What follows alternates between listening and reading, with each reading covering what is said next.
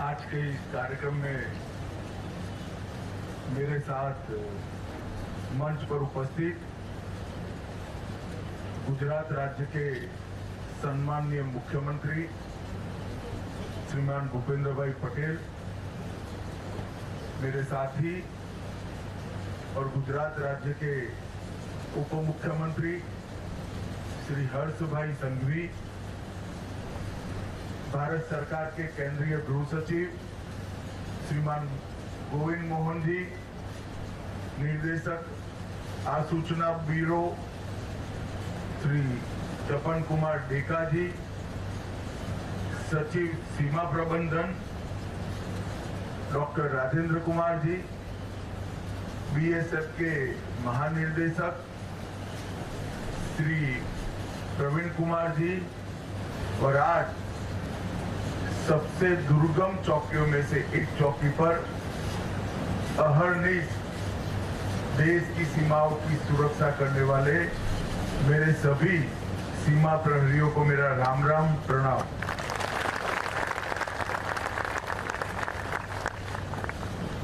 जब भी मैं बीएसएफ के जवानों के बीच में आता हूं, मेरी पूरी थकान पल भर में गायब हो जाती है, क्योंकि जब चौकी पर पहुंचते हैं तो जहां आप रहे हैं वहां रहना कितना कठिन है वो आते आते ही मालूम हो जाता है। और यहां आने के बाद जब आप हंसते हुए चेहरों के साथ भारत की सीमाओं की सुरक्षा करते हुए देखते हैं, तब हमें लगता है कि हमारा काम बहुत सरल है। हमें तो कम से कम थकने का अधिकार नहीं है। जब आप नहीं थकते हो तो हमें थकने का अधिकार है। बीएसएफ ने स्थापना से लेकर अब तक 60 साल में 66 से लेकर 2026 तक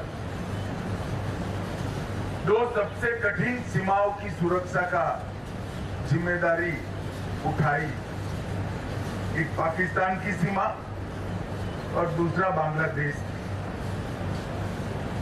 और इस सीमाओं में इतना बड़ा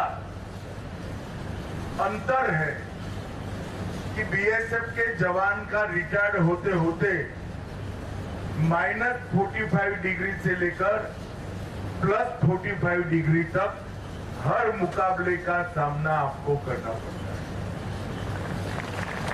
कहीं कच्छ का दुर्गम रेगिस्तान है, सरक्रीक और हरामी नाले की दलदली जमीन है, कहीं राजस्थान के रेत के टीलों के बीच में 50 डिग्री टेम्परेचर के बीच में आपको काम करना पड़ता है। मैं अभी सांचू गया था, तो जब कैंप पर पहुंचा तो 46 डिग्री टेम्परेचर था। सांचू गया तो तपे हुए टीलों में 50 डिग्री तक टेम्परेचर था। और कहीं कश्मीर की बर्फीली चोटियों पर सुंदरवन के जंगलों के बीच में गंगा सागर के किनारे से लेकर मेघालय और आसाम के पहाड़ी और वन क्षेत्रों तक बीएसएफ ने 6 दशकों में फर्स्ट लाइन ऑफ डिफेंस का अपना दायित्व बहुत अच्छे तरीके से उठाया भी है, निभाया भी है, और इसके लिए 2000 जवानों ने अपना सर्वोच्च बलिदान दिया है। और इसी के कारण न केवल भारत सरकार, 140 करोड़ की जनता हमेशा बीएसएफ के प्रति अपना अहोभाव भी रखती है, सम्मान भी रखती है, और श्रद्धा से चैन की नींद भी सोती है। यहां से कुछ किलोमीटर दूर बनासकांठा में आप सबकी एक कठिन ड्यूटी के जनता के परिचय के लिए एक सेंटर बनाया गया। लगभग 250 करोड़ की लागत से सेंटर बना।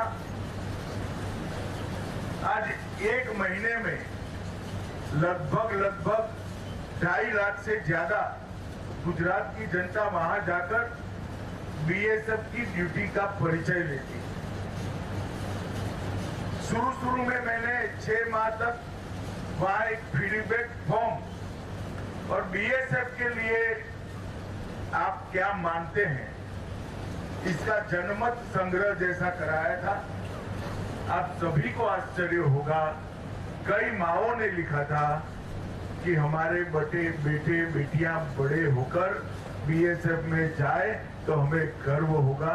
देश के लिए इतनी कठिन जीवन जीना बहुत बड़ी बात है।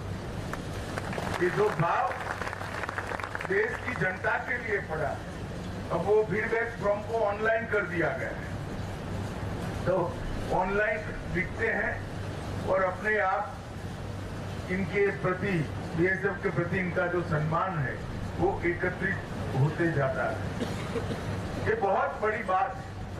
किसी भी प्रचार के बगैर, किसी भी परिचय के बगैर घर में आराम से जीने वाला एक नागरिक की पूरी फोर्स के लिए सम्मान और अहोभाव पाल ले, वो आपके कर्मठ काम की ही नतीजा है, आपके बलिदान का ही नतीजा है कि देश के अंदर इस प्रकार का भाव सृजित करने के लिए आपने बहुत बड़ा पुरुषार्थ किया है।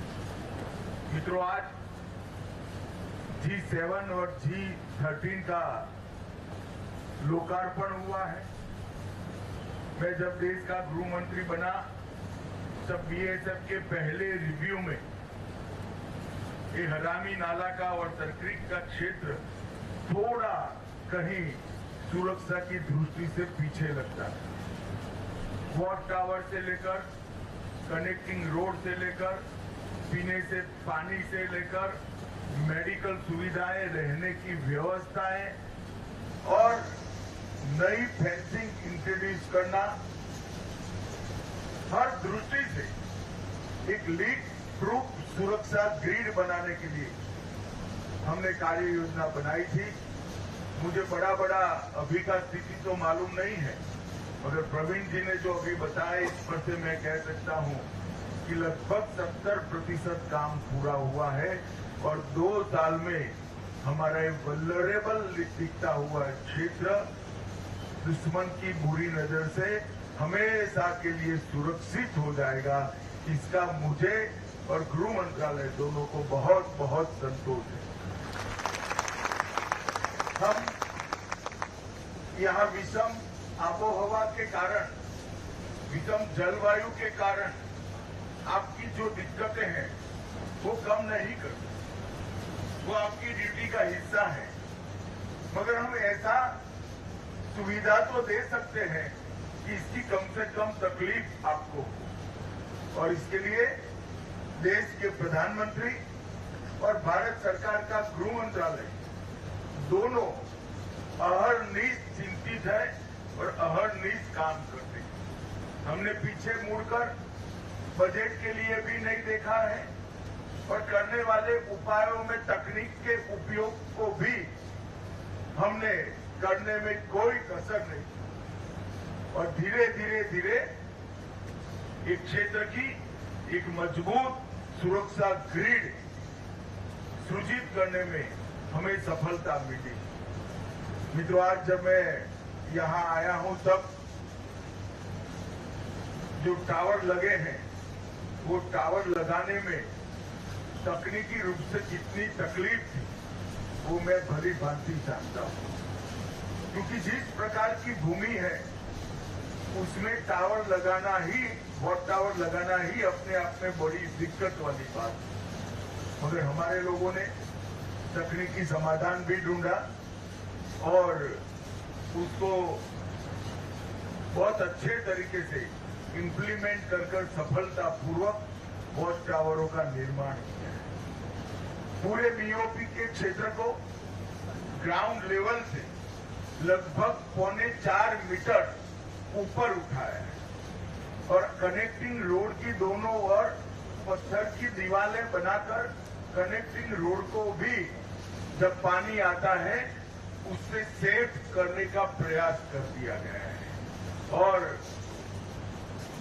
वो काम तो तब किया गया जब इस रण का पूरा इलाका 1.5 मीटर गहरे पानी में डूबा हुआ, तब इसका सर्वे का काम किया गया। मुझे बरोबर याद है 3 माह तक मैं डे टू डे इसका फॉलोअप करता था कि सर्वे कहीं रुकना नहीं चाहिए, पानी के कारण सर्वे देरी से नहीं होना चाहिए। और अंततः आज बहुत अच्छा दिन है कि मेरे सामने आप भी बैठे हैं और मेरे सामने सरक्रीक भी है। सरक्रीक और भुज की जनता के बीच में चट्टान की तरह आप खड़े हैं, तो भुज की जनता पूर्णतया सुरक्षित है, इसमें हमें कोई आपत्ति भी नहीं है और कोई अविश्वास नहीं। तो बीएसएफ का ये 60वां साल है। इस 60वें साल में हमने बीएसएफ की सीमा सुरक्षा के कंसेप्ट को पूर्णतया बदलने का निर्णय किया है। एक चतुष्कोणीय कंसेप्ट के साथ एक सुरक्षा ग्रिड हम आने वाले दिनों में बनाएंगे और बॉर्डर की सुरक्षा की जगह टेरिटोरियल सुरक्षा का एक नया कंसेप्ट भी लॉन्च करेंगे, जिसमें जनता भी शामिल होगी, सिविल प्रशासन भी शामिल होगा, स्थानीय पुलिस और मिलिट्री भी शामिल होगी और बीएसएफ के जवानों की तो प्रमुख जिम्मेदारी रहेगी ही रहेगी। ये मिलाकर समग्र बॉर्डर पर बांग्लादेश और पाकिस्तान की एक सुरक्षा ग्रिड मजबूत बनाने का काम हम स्मार्ट बॉर्डर सुरक्षा के प्रोजेक्ट के तहत हम ले रहे हैं। हजारों करोड़ रुपया का इन्वेस्टमेंट है, मगर मुझे विश्वास है कि इसकी रचना अभी चल रही है। कुछ प्रेजेंटेशन हो चुके हैं, कुछ होने हैं। इसके अंदर ड्रोन, रडार, वॉच टावर, पूरी आधुनिक से आधुनिक तकनीक और आप जवान, ये सभी कंपोनेंट मिलाकर एक मजबूत सुरक्षा ग्रिड हम खड़ी करेंगे, जिसके कारण हमारी सरहद को भेजने की किसी की भी हिम्मत नहीं हो पाएगी। और मुझे काफी कुछ तो काम हुआ है, मुझे मालूम है, इसके कारण आपकी तकलीफों में भी बहुत कमी आएगी, इसका मुझे विश्वास है। आपके काम में कुछ क्षेत्र जोड़ने का भी विचार हो रहा है, अभी निर्णय नहीं हुआ है तो मेरा कहना उचित नहीं होगा, मगर नए क्षेत्रों को भी बीएसएफ को देने के लिए हम आगे सोच रहे हैं। मित्रों, हमारी सुरक्षा ग्रिड में सबसे बड़ी कमी थी बंगाल की अधूरी बॉर्डर फेंसिंग। भौगोलिक परिस्थिति तो हम बदल नहीं सकते, मगर जहां जमीन है, बॉर्डर फेंस बन सकती है, वहां पर भी हमें अब तक जमीन नहीं मिली। कुछ दिन पहले ही बंगाल की जनता के आशीर्वाद से बंगाल में शुद्ध रूप से भारतीय जनता पार्टी की सरकार बनी है और मुख्यमंत्री जी ने एक ही सप्ताह के अंदर फेंसिंग के लिए सारी भूमि देने का फैसला सैद्धांतिक रूप से कर दिया है और कुछ जमीन तो देने का भी काम हो गया है।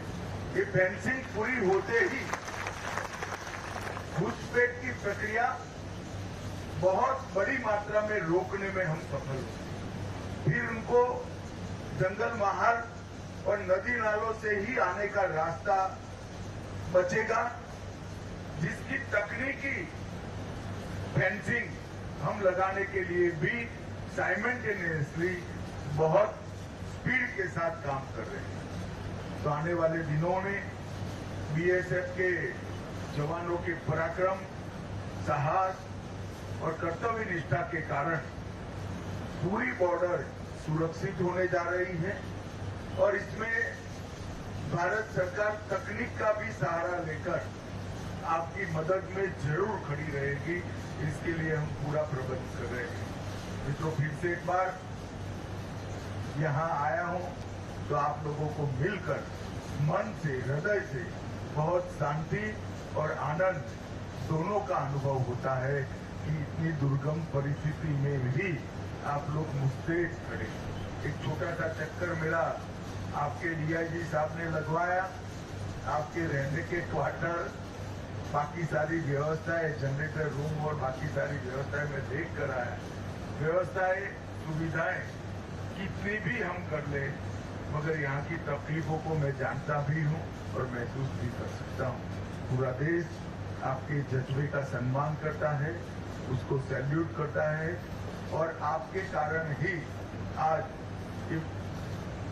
गुजरात का एक क्षेत्र, जब हम सब लोग छोटे थे, बड़ा पोरस माना जाता था। यहाँ से स्मगलिंग, देश विरोधी तत्व, बम धमाके का मटेरियल, एक जमाने में सभी यही बॉर्डर से घुसा था। आज गुजरात में शांति है, इसमें बीएसएफ का बहुत बड़ा भूमिका है। आप सभी को अंत में मेरी ओर से और पूरे गृह मंत्रालय और देश की जनता की ओर से अनंत अनंत शुभकामनाएं और नमस्कार।